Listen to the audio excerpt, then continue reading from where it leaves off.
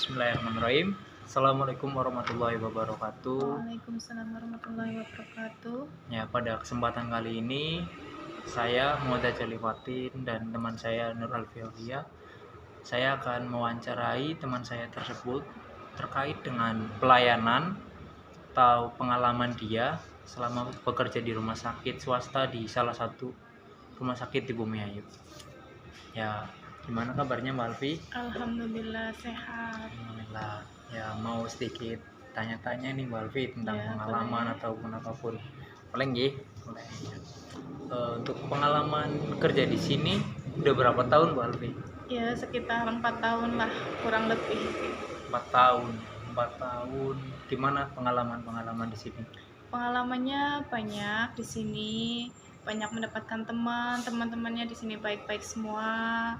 Terus ya banyak kesan dan pesan lah ya kalau kerja di sini. Soalnya hampir 4 tahun, mau 4 tahun. 4 tahun lumayan lama berarti ya Mbak? Iya, lumayan lama. Apakah ada pengalaman yang sangat mungkin ini akan tidak bisa dilupakan lah, tidak bisa dilupakan dalam waktu yang lama atau kemana selalu ingat pengalaman ini gitu? Ya, yang baru-baru ini ya kemarin saya dan teman-teman juga ikut sosialisasi bersama dokter dalam ke berbagai daerah. Nah, itu kan juga pengalaman yang berkesan ya. Banyak pelajaran-pelajaran yang diambil dari kegiatan tersebut. Terus juga kita mendapatkan respon yang baik dari masyarakat dan masyarakat juga terbantu atas kegiatan tersebut. Berarti acara kayak gitu, sosialisasi kayak gitu, kita promosi tentang obat atau tentang Ya, apa gitu? promosi tentang obat dan kita juga mengadakan cek kesehatan ya atau periksa secara gratis kepada masyarakat. Itu pure gratis itu? Iya, itu Obat, gratis tes semua gitu?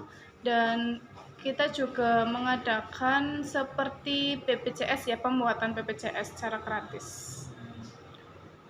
Itu sangat bermanfaat sekali berarti ya buat masyarakat situ ya. Iya. Itu biasanya diadakan tiap berapa tahun sekali? Ya, tergantung dari rumah sakitnya. Kadang 1 tahun, kadang beberapa bulan sekali juga bisa diadakan kegiatan tersebut.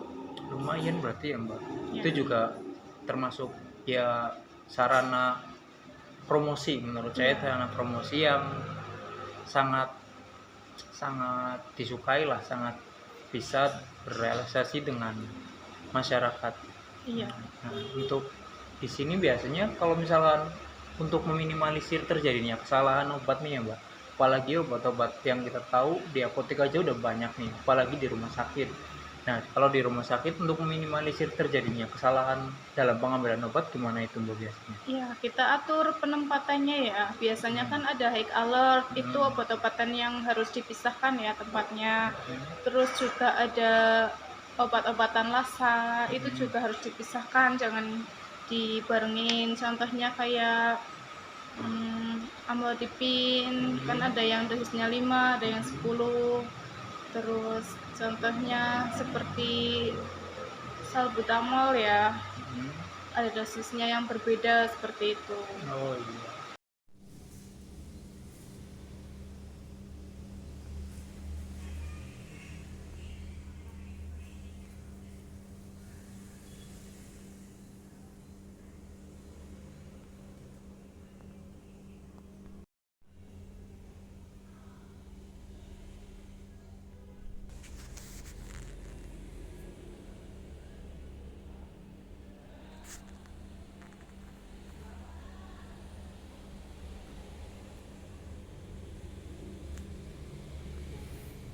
Berarti itu bisa meminimalisir juga ya Mbak ya. Jadi obat-obat yang hampir sama lah ya, namanya hampir sama, cuma dengan dosis yang berbeda dipisahkan gitu ya. Iya, Dipisahkan buat minimalisir. Oh. Nah di sini kan kayak apalagi rumah sakit ya, kalau di apotek juga yang kita tahu ada misalkan ada orang yang berkebutuhan khusus, katakanlah epilepsi atau dan sebagainya, pada pendengaran yang kurang, itu biasanya ke dalam pelayanan untuk orang-orang berkebutuhan khusus itu gimana Mbak pelayanan di sini? Kalau orang-orang dengan kebutuhan khusus biasanya kita ada kebijakan ya dari rumah sakit itu didahulukan, atau enggak kita juga ada pelayanan Gojek dari rumah sakit. Gojek. Iya. Jadi bisa langsung dianterin sama Gojeknya, pasiennya juga langsung pulang seperti itu. Nah, untuk tadi kan Mbaknya bilang kan ya Mbak, supaya bisa didahulukan. Nah, didahulukan itu apa nanti terjadi dalam penungguan obat, pengantrian obat itu ada yang protes, ini kok baru datang udah diduluin gitu, itu gimana Mbak? Enggak, biasanya kita jelasin juga sama pasiennya, dan pasien itu kan yang berkebutuhan khusus nggak dapat nomor antrian. Nah ya jadi bisa langsung didahulukan seperti itu. Nah, dalam salah satunya tadi juga Mbaknya menyampaikan kalau di sini juga ada pengantaran obat. Ya. Nah, itu dalam pengantaran apakah obat yang diantar itu hanya dikasihkan saja, apa dijelaskan dalam pihak keluarga atau gimana itu Mbak? Ya biasanya dari Gojeknya itu kalau nganter obat itu kan dijelaskan sama pasiennya. Sama pasiennya itu kan biasanya juga udah biasa ya minum obat itu.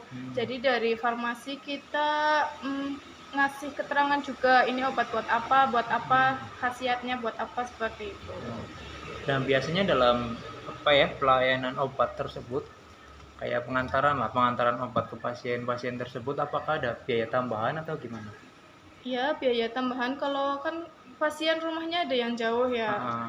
Paling kita dari Gojeknya itu ditambahin seperti itu, ditambahin biaya buat ngantar obatnya.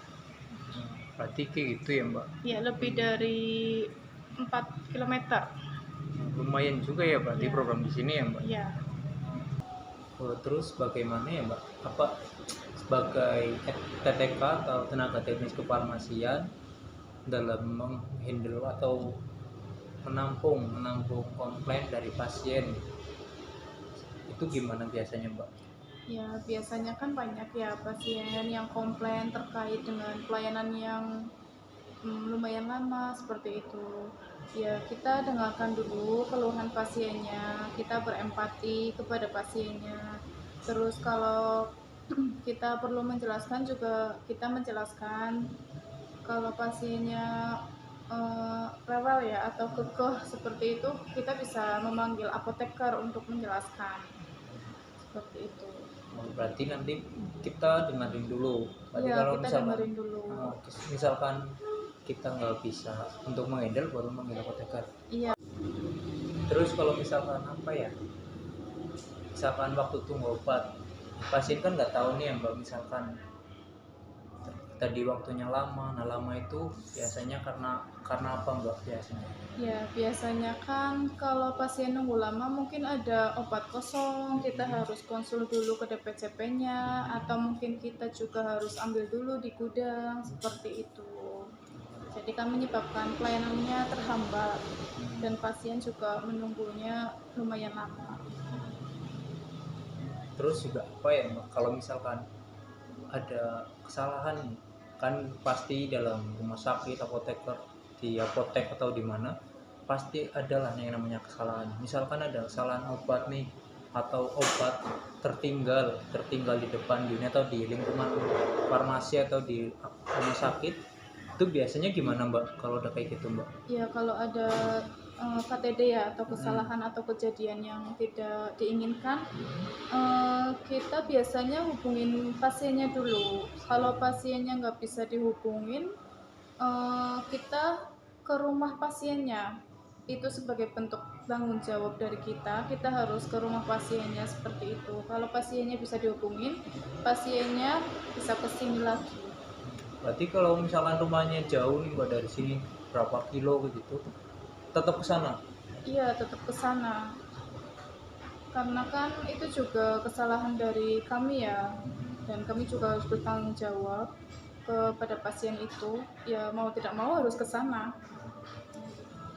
Itu biasanya kalau misalkan kayak gitu dari sini yang sendirian atau misalkan harus didampingi apoteker gitu? Kalau kayak gitu, kalau apotekernya bisa ya sama apotekernya. Kalau apotekernya kebetulan nggak bisa, ya kita ngajak temen lah paling nggak buat ke sana. Oke, mungkin itu saja ya Mbak yang dapat saya tanyakan. Terima kasih juga sudah meluangkan waktunya untuk berbincang atau diwawancarai oleh saya. Saya mohon maaf apabila sudah mengganggu waktu Mbak Nur Alfi ya. Oke teman-teman, demikian wawancara saya dengan Mbak Nur Alfi, seorang tenaga teknis kefarmasian di salah satu rumah sakit swasta di Bumiayu. Apabila ada perkataan atau tutur kata yang kurang pas bagi teman-teman, saya dan Mbak Nur Alfi mohon maaf. Mungkin itu saja. Terima kasih. Assalamualaikum warahmatullahi wabarakatuh.